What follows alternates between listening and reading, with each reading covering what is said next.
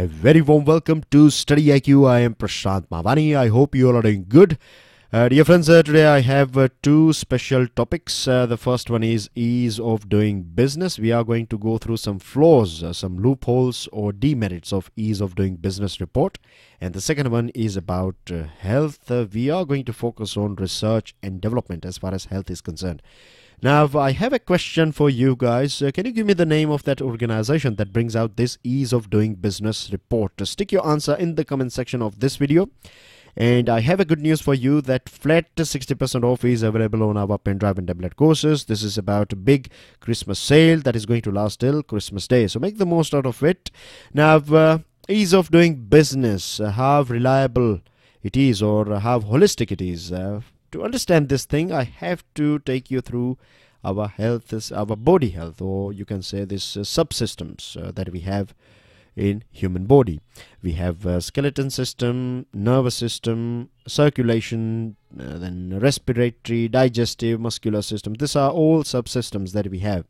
If all the subsystems are performing very well, then we can say that we are healthy. If one of them is not performing very well, or if it is down, or if it is not performing at all, then we can say that a person is unhealthy.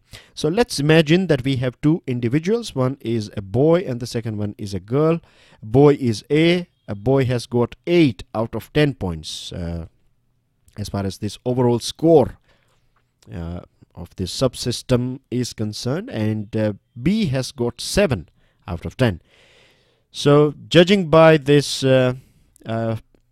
ranks, or you can say points, it's easy to say that A is doing very well as far as his subsystem is concerned, and that's the catch here. That's what happens with our ease of doing business report as well. A single number computed from ratings of interrelated subsystems can produce strange results. Now you'd be wondering how. For example, if 4 or 5 of these critical systems get a 10 on 10 and one of them is 0, then the overall score is 8. So let's say that A's other systems are doing very well, but A's nervous system, he has got 0 as far as nervous system is concerned, and with B, she has got 7 in everything. So now we know that B is more healthy. We cannot rely on this point system or this average, because this average does not say anything about B's overall ranking or overall, you can say, subsystem, each and every subsystem and its points. And it also hides this 0 of or 0 that this A has got in his nervous system. So that's the catch here, and that's the thing that is creating troubles, because this ease of doing business report, that's what it does, right? It will give you a rank. Like in last 2 years, we have climbed an impressive 55 rungs in this World Bank's ease of doing business report. So here is your answer. It is this World Bank that brings out this ease of doing business ranking.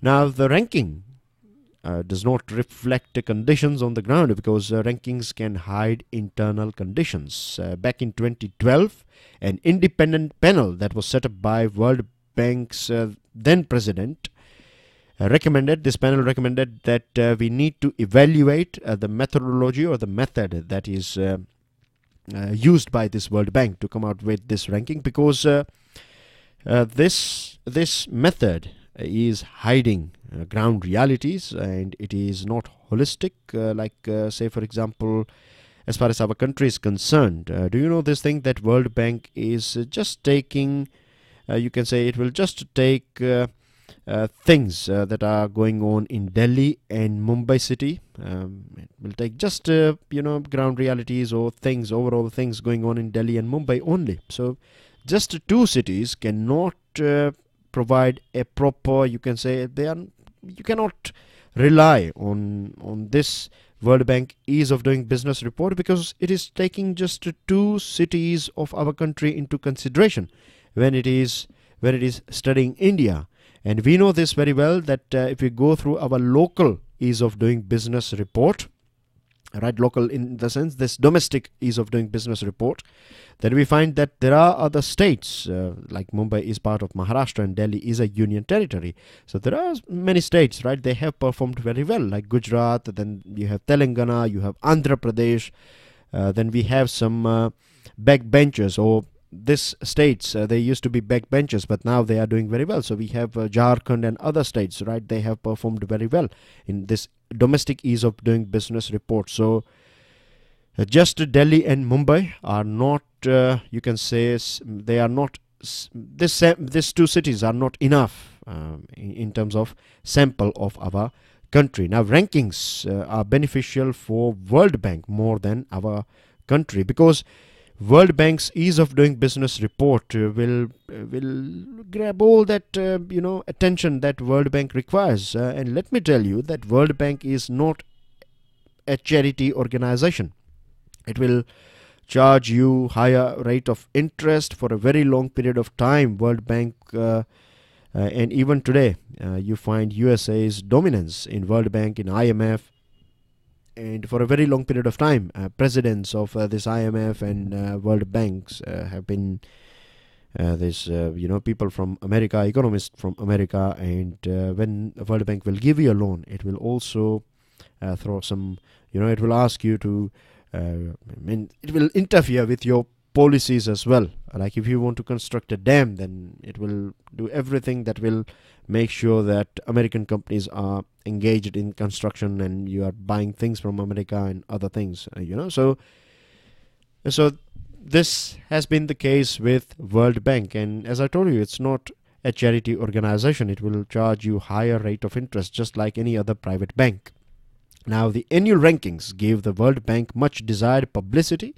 Whether or not they are very useful to the countries for making real improvements, that's not something that World Bank is worried about. All it is worried about, or it is concerned about, is that it comes out with this report, this ranking, and the whole world feels very good about it, and India as well. When we go through just numbers, as I have given you this example of 0.8 and 0.7, so we know that it will not give us a proper holistic scenario.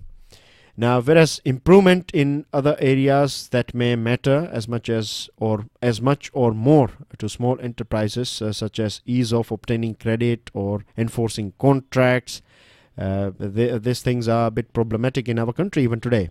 We know it very well that small enterprises, they are finding huge difficulties in getting access to formal credits. Enforcing contracts, it takes 4 to 5 years in our country on an average, if there is any case going on regarding breach of contract.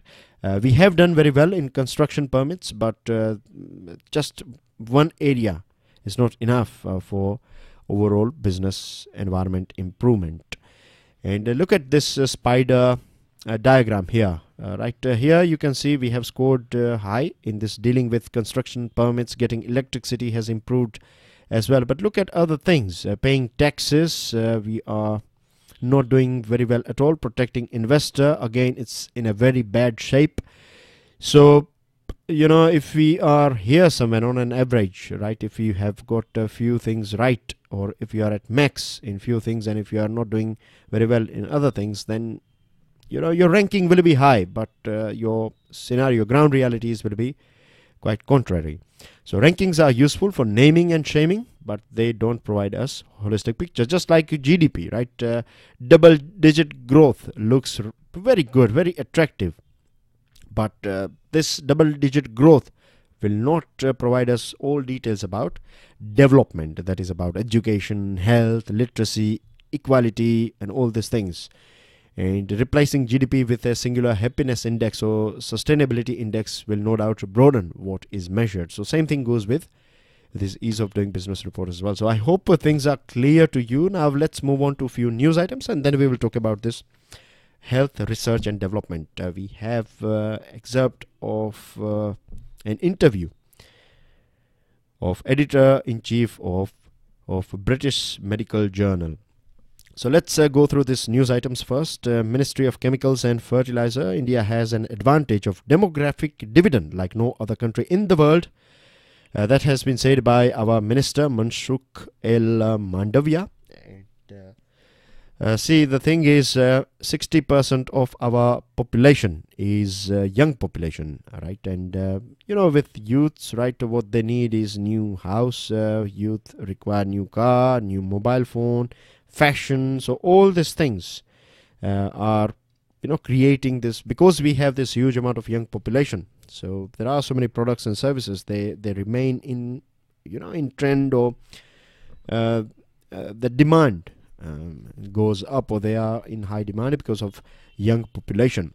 Now, young population, they require jobs as well. They require employment opportunities and all these things. So for that, we have to create those platforms, and for that we have to provide them with health, with education. And of course, education, when we say, then it should be holistic. It should have a touch of skills as well. So the minister has said that in near future, most of the sectors of Indian economy would require more skilled workforce than the present workforce. So we need to skill our workforce, our youngsters. It would be both a challenge as well as an opportunity for India. If we take it as a challenge, and if we skill or if we impart skills in our workforce, then we can create golden opportunities for our youngsters as well as our country. And when it comes to Department of Chemicals and Petrochemicals, that works under this Ministry of Chemicals and Fertilizers, they've come out with this Central Institutes of Plastic Engineering and Technology. This is also known as CPETs, and this CPETs, earlier on in 2014 we used to have 23 CPETs, but now we have 39 CPETs in 2018. So CPETs are expanding in various different parts of our country, and this CPET has trained some 6.4 lakh persons. They have provided, means they have been trained, and the skill development training has been conducted on this 6.4 lakh persons, and out of them 5.8 lakh have got jobs as well. So that's a good success ratio. Moving on to next item, Ministry of Social Justice and Empowerment, and it was also reported in Vice President's Secretariat updates as well. So Venkaiah Naidu ji, he was present during this International Day of persons with disability, and he conferred these national awards on individuals, institutions, organizations, state and district level departments, and he also highlighted this outstanding achievements as well as work done towards this empowerment of persons with disabilities in our country. A total of 56 individuals and 16 institutions were awarded on this occasion. India, he said, that is known for care and share, and that's what we need. We need to genuinely care for our Divyangs, and it is our civic responsibility as well as duty as well to look after our disabled brothers and sisters and Divyangjans. And Divyangjans, right, they need our empathy. They don't need our sympathy. Sympathy is basically about, it's a feeling of pity and sorrow for someone else's misfortune. So we don't need that. What we need is, we need empathy. It is about, appreciating and understanding that every one of us, we have this ability within us, and if a right platform, skill, health and other things are provided, a little bit of support or push and pull is provided, then everyone can shine. And that's what Divyangjans or disabled people, that's what they need, right? They need a little bit of pull, a little bit of push, and a proper platform where they can be, they find equality in treatment. So empathy is the need of the hour, and reservation for Divyangjans in government services have been increased, has been informed by our Vice President. He has said that earlier on it was 3%, but now it is 4%. And we have so many good examples, like Divyangjans have performed very well in this Para-Olympic Games as well. And there are other examples as well, and I'm sure we all are aware about these examples. There are so many people around us, Divyangs around us, and they are, doing things that looks impossible. On your screen, you have this picture. It belongs to Dr. Rajendra Prasad. He was the first president of our country, and 3rd December is his birth anniversary. So thank you, Dr. Rajendra Prasad. Of course, he is no more with us, but his spirit and the work that he has done and the things that he has taught us has always been there and will always be with us. It's quite interesting that on 4th December, we celebrate Sri R. Venkataraman, who was again our president. So on 3rd as well, and on 4th December as well, we have back-to-back 2 days, birth anniversary of our president. So Sri R. Venkataraman was a president of our country as well, and on both these dates we find that our dignitaries like president, vice president, prime minister, they have paid floral tributes to both these former presidents. Ministry of Defense has got a small yet important update for us. Blue Waters AO has been launched. It's a book, and this book is it's like a chronicle, it's like a timeline of India's navy or naval history from 2001 to 2010. And you can see president here. So president of India was present here, and remember that president of India is the supreme commander of armed forces in our country. So just in case if you find this easy yet GK type of question, that who is the supreme commander of armed forces in our country, so it is not prime minister, it is not vice president, it's not a defense minister, it is president of our country. A large number of dignitaries from both India and abroad were present at the function, and Indian Navy celebrates Navy Day every year on 4th December 2018 to remember and commemorate its offensive actions against this Pakistan during this 1971 war. This 1971 war is about this liberation of Bangladesh, East Pakistan. Earlier on it was known as East Pakistan, and this West Pakistan, this current Pakistan was or administration and people in power, they used to exploit this people of Bangladesh, that was known as East Pakistan. And so India stepped in, and finally we know that we have a birth of new country called Bangladesh. And Bangladesh at present is one of the most friendly country that we have. The most important ally of our country is Bangladesh. Now on your screen you can see the picture of a lady. Her name is Fiona Godley. She is editor-in-chief of British Medical Journal, which was started in 1840s, or precisely 1840, the year 1840, and even today this BMJ is one of the most reputed medical journal in the world. So we have few questions, right? So how much is Indian medical research valued among the global scientific community? So here she says that as far as hospitals are concerned or tertiary care is concerned, yes, we have seen a drastic change in our country, right? Some of the best tertiary care is available in India. Some of the best in the world is available in India, and to some extent even primary care has improved too drastically in our country. But as far as research is concerned, we have a long way to go, because in terms of research, we don't have this culture, we don't have this strong tradition and culture of research in our country, in India. And because of this thing, this is one of the main reason why we don't find that many solid breakthroughs as far as medical world is concerned. We don't find, or even these papers that are produced, or these researchers that are produced, they are not valued that much because of various different things. There is lack of I would say lack of support, lack of funds, and lack of this tradition and culture. See, with research, the most important thing, of course, money is one of the most important thing, but more than money, it is your culture. If you have that culture, then you will arrange that money. If you have money and if you don't have that culture, then that's not. So India is not that our government or our country is out of money. We have money, right? But we don't have that culture, and that's the reason why we don't see big companies from our country, or big you can say breakthroughs in our country. And Indian people are doing very well abroad because they find that platform over there.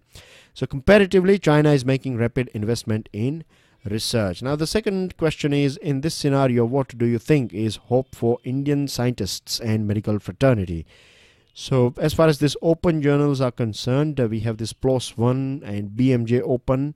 And India too, in our country, we have this strong tradition of local journals like Indian Journal of Medical Ethics, But still, we need to develop our capacity, more schools, more mentors, and I think the best way is a good collaboration with world-class universities and research institutions, and that can help us. We have to create. We respect doctors, and doctors do deserve respect. There is no doubt. But at the same time, we need to respect researchers as well. Researchers who are working in medical field. If you had the power, what would you change in the way research is being conducted? So she takes this example of diabetes. Diabetes is an epidemic. Incidence has been going up across the country, and we all know one of the important reasons is lifestyle, including diet. Now we have this combo here, isn't it? In our country, we have this mix of Western as well as Indian food, and this is the thing that is creating havoc. We have so many things, that we don't need. I'll give you a small example. In bodybuilding or people going in gym, they take lots and lots of various different chemicals and powders and things like that, but hardly people are aware about this thing, that Indian diet is one of the most diverse diet that you can find because of our geography. I'm not saying this because I'm in Indian, but look at the geography, look at the crop variety diversity that we have in our country. Based on season, that we have different vegetables and fruits and food grains and other things. So if we just follow nature, if we just follow our region and our genes, or if we are Punjabi, then Punjabi food is good for us. If you are from South India, then South Indian food is good for you.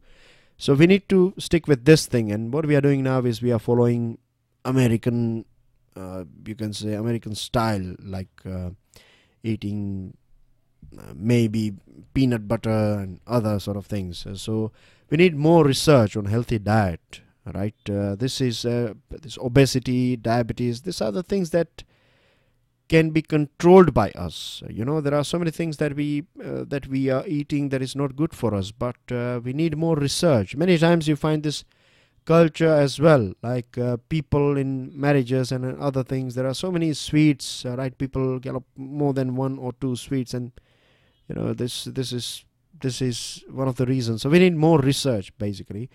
And last yet important question, do you think pharma companies have a hand in this? Hand in what? Hand in medicines, or hand in more sales of medicines? What they are doing, and this is a reality, they will, pharma companies, they have money, so they will fund, they will sponsor this research projects, and because they are sponsoring it, they also have an influence on the outcome of that research. So you can see here, what I mean, that they will do things that are not ethical, and they will influence they will influence the sponsor to make sure that the result is the result that they come out with is desirable or is favorable for that particular company, that particular pharma company. So here you can see this dirty game, and the right way to focus on medical care is prevention. Prevention is the best thing, right? Prevention is better than cure. That's what the name I have given to this special topic. So if we are like, what is happening at present is that blood pressure, medicine, diabetes, medicine, other things, medicine, everything, you can find medicine for everything. We don't need this many medicines. What we need is, we need to focus on our lifestyle, we need to focus on our diet, we need to focus on prevention. And once we do that, we will see a drastic drop in medicine. But you have big pharmaceutical companies, and they are pushing more and more medicine. They are creating lots and lots of opportunities that will push their sales, and that's how they make money. So that's everything about it. And yesterday's question was on Schengen area. So I asked you about this question, that this 3 statements. So here I have provided you a list of Schengen area countries, and you can see here Switzerland is a country that is not part of, just a small example here, right? Open your atlas and make sure you go through it. So Switzerland is a country that is not part of EU, but it is part of this Schengen area or Schengen agreement.